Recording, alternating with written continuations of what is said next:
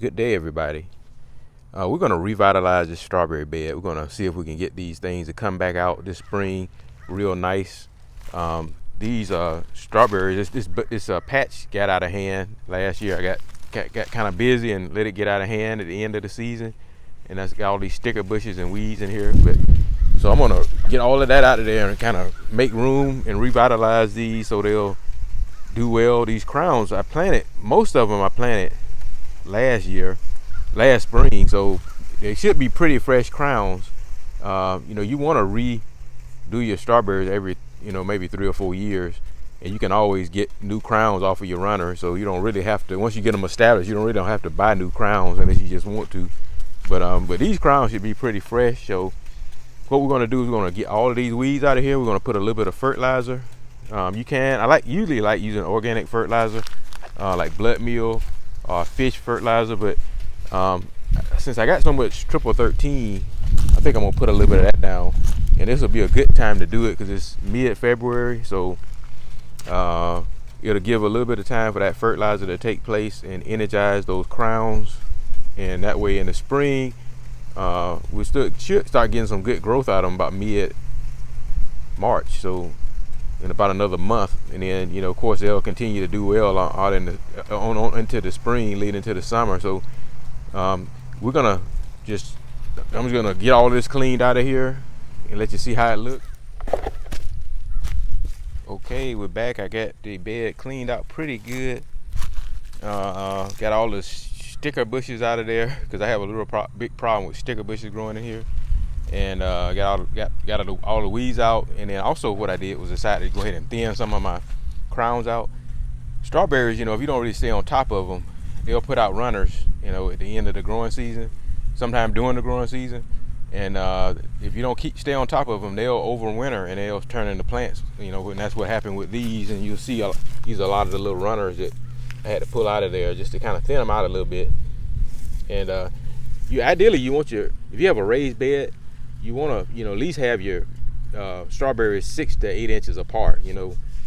Ideally 1 foot apart, but it's kind of hard to keep them a foot apart in a raised bed. So you want to keep them kind of thinned out. So this is a perfect time to do that prior to the spring.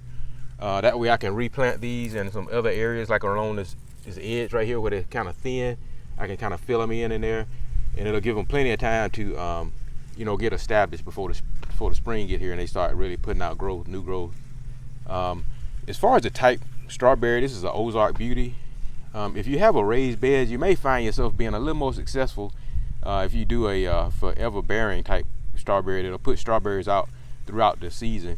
If you got a raised bed, you probably don't have a whole lot of room, a whole lot of strawberries, so it'll give you the opportunity to get more strawberries during the growing season. Whereas the June bearing strawberries will put out a big bumper crop, and then they'll kind of start slowing down. I'll put down some triple 13. I'm just gonna put down maybe a handful and just broadcast it, sprinkle it throughout the bed just to give them a little bit bump in energy prior to the spring. And I'm gonna show you right quick how to replant a crown. So here I just got the little hole dug, and you want to dig it deep enough where your roots gonna stand straight up. You don't want them to be curled over into the soil or bending over into the soil, and you don't want the dirt to come past the top of that crown. So about where my thumb is at, you want the dirt to be about right there, because you don't want it to suffocate. In it, because if you do, you get it too deep in the ground, it'll rot. But it's very easy to do. And like I say, I try to keep them about 6 to 8 inches apart, and it's hard to do this with one hand, but basically I just keep those roots straight up, hem that topsoil up around them, and I'm gonna do a little bit better job than that and clean it up a little bit once I put the camera down. But that is it. So like I said, we're gonna fertilize a little bit and we'll be back in. All right, y'all, we're back. Here it is, April the 20th, and the strawberries are looking pretty good. If you'll notice on this side right here, they're not putting out as much growth as these are, because these right here are newer crowns that kind of came from these older ones. So these right here are more focused on putting out berries because they're older, mature crowns, so they're already starting to put strawberries out. In fact, some of them are getting ripe. Um, so these right here are, just putting more growth out, and they're just not starting to bloom. So, but anyway, what we're gonna do now is I'm going to show you how they get the term strawberry. Strawberries get that term by being grown on top of straw, because these strawberries, if they grow on this naked dirt, it will cause them to rot, and they also make them susceptible to snails. So they have to grow on something dry like straw.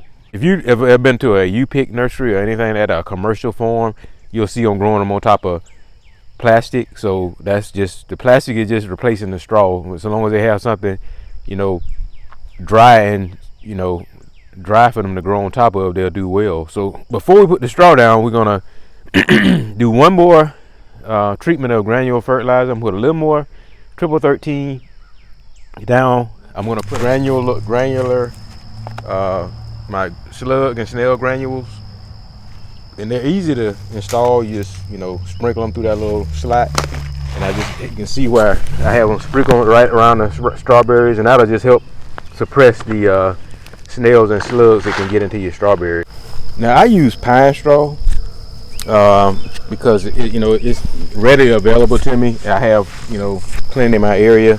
Most people probably use the wheat straw, and like I say, a lot of people are using plastic now. So I basically and I have used wood chips, too, just as long as you have something to keep strawberries off the naked ground. But basically, I'm just gonna go through here and just weed the straw right in between the berries, and I'm gonna try to pull the plant. Just weed out the way. I'm gonna try to, when I put the straw down, I'm gonna try to kind of pull the plant back up off the straw. And these right here are still, well, they got some small berries there growing on them. So basically, we're gonna try to get that straw under there where these berries will be on that top of that straw. So what I'm gonna do is I'm gonna just weave this straw in between the strawberry plants, and I'll come back and show you how it looks. Okay, y'all, back. I want to give you a shot of how they look with the pine straw down. I do have a little bit more filling in to do. I was just trying to hurry up and do the video before it got dark. But you kind of get the concept. You want to just put pine straw or some kind of a medium in between your strawberries, so your strawberries have something good and clean and dry to grow on top of. I usually use a short needle pine straw that I scrape up out here in my area, but I went ahead and bought this pine straw, not realizing it's a long needle pine straw, so it was a little more difficult to install. But pine chips work pretty good. Cedar chips may work pretty good too. I've never used that before, but they're certainly easier to install. They will require more maintenance than the pine straw will. But anyway, this is how it looks so far. One thing I did want to add, I put down some bird netting over the strawberries. I just draped this over them to keep the birds and squirrels off of them and any other varmints from getting into my strawberries. So we got a few ready, so we're gonna go ahead and pick some.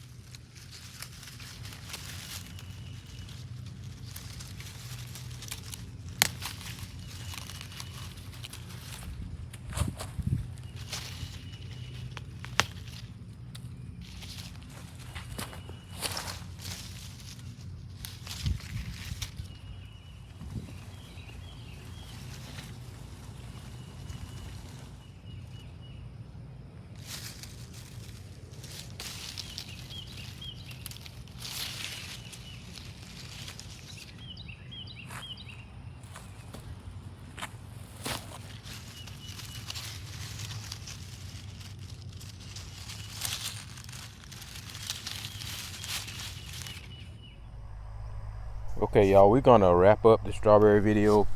We've had a pretty good year so far, and this is just May the 10th, so we got the May the 11th. We got, you know, plenty of time to go. So we got a lot of strawberries. You know, the good thing about having strawberries, you know, one is the most novice thing that you can probably grow. You know, that's impressive when you have family and friends over. You know, you can take them out and let them pick some fresh strawberries. It's nothing like the flavor of a fresh strawberry out of your yard, that warm feeling, that warm texture. And they have seem like they're a little softer to me than the ones at the store. And they just have a wonderful flavor, especially early on. Now, you know, the strawberries, they'll keep pretty good if you keep them cool in your refrigerator. So don't feel like you need to harvest them too fast. Once you pull them off the vine, they're not going to get ripe anymore. They're only going to get ripe on that vine. So like that strawberry there, it'll be ready tomorrow. So they get ripe pretty fast once they get to that point. So it's okay to leave it and then just come back tomorrow and pick it, the next day or two. That's the luxury of having your own strawberries. So and as I harvest my strawberries, I'll go ahead and tuck that tuck the pine straw back under there, so that the new ones like those right there that are forming will fall right on top of that pine straw, and they'll get nice and ripe. So, man, strawberries are very fun to grow. So I hope this video encouraged you to grow strawberries, or if you have a strawberry patch, encourage you to revitalize it, because it does take a lot of work, to keep them up. You gotta pay attention to them.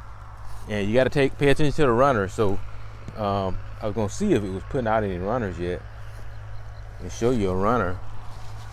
This right here is a runner right here. So you see this little runner. Now, as long as they stay on top and above that pine straw, they won't take root. But once they hit the ground, they'll take root. So but these right here, they will once you get the strawberries established, you don't need to keep buying strawberries. You can always just let these runners take root, pull your pine straw up in the end of the season, kind of trim them back and let them take root. And because that's basically what I did on this side right here. They're a little bit farther behind. They got a lot of green strawberries on them, but they'll be ripening over the next, maybe in the end of this month. They'll probably start catching up with these on this side. This is our harvest for today. So and we generally can come out every few days and pick a few strawberries.